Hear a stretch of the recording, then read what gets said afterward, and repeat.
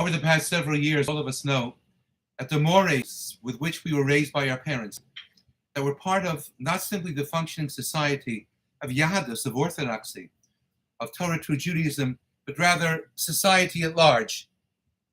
All of us know that there has been a rather relentless assault upon the pinions and foundations with which we were raised.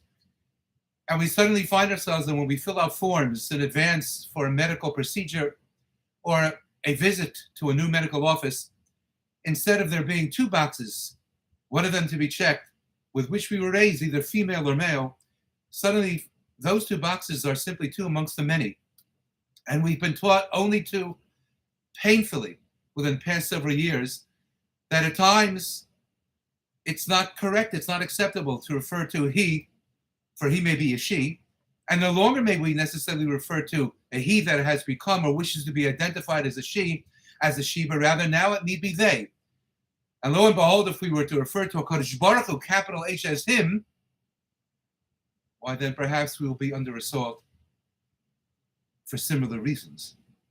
And it's very confusing, and it's very disturbing, and it's very painful, and it's most dangerous, because the infrastructure of all that we have been raised and taught as being part and parcel of the moral fabric of Judaism at large, why that's been thrown out the window by much of society.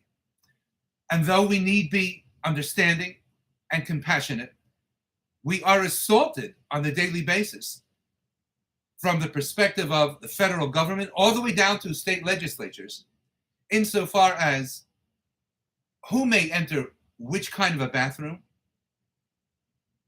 whom we are permitted to engage in nomenclature that was instilled in us years ago, continuously, necessarily questionable in present day.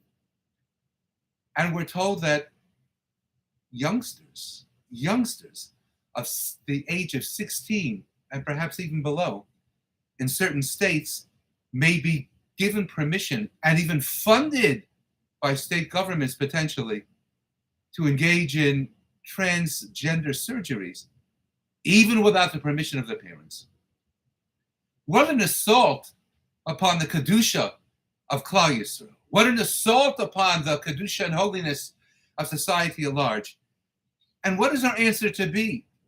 Well, this week's Sedra has a listing of various karbanos, of various animals that may not be introduced into the Mishkan or upon the altar of the Beis HaMikdash on behalf of Klal Yisrael towards the Kodesh Baruch Hu.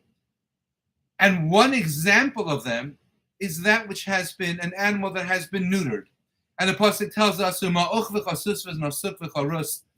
if an animal has been neutered in significant fashion on any level, it's not permitted to be offered to a Kodesh Baruch Hu.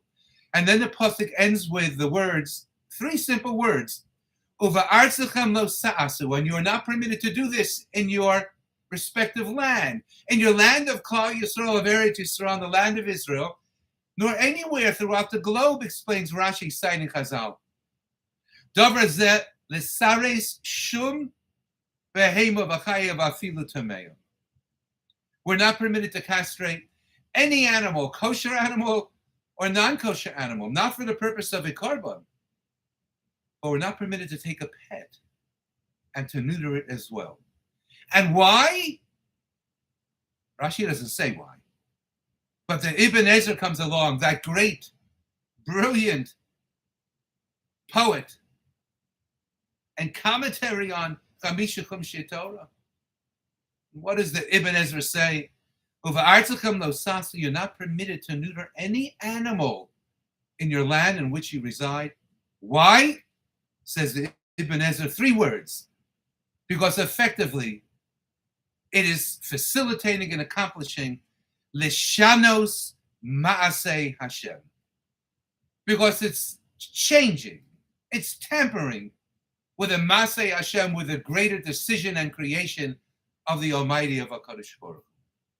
And says the Ibn Ezra, based upon this pasuk of Artzacham Losasu, when it comes to altering, to tweaking, to changing, Maseh Hashem, the creations of God as He wills it to be, it's simply not ours to do. No matter how we feel, no matter what we prefer, no matter how much it pains us as individuals caught in its web, or as family and friends who are to be understanding and empathetic and compassionate to the plight of such people. But nonetheless, "Uva'artzachem lo sa'asu l'shanos maseh Hashem." We don't play God, and we don't tweak the feats, the accomplishments, and the creations and the designs of HaKadosh Baruch Hu. 3 words of response to a relentless assault. Have a wonderful Shabbos.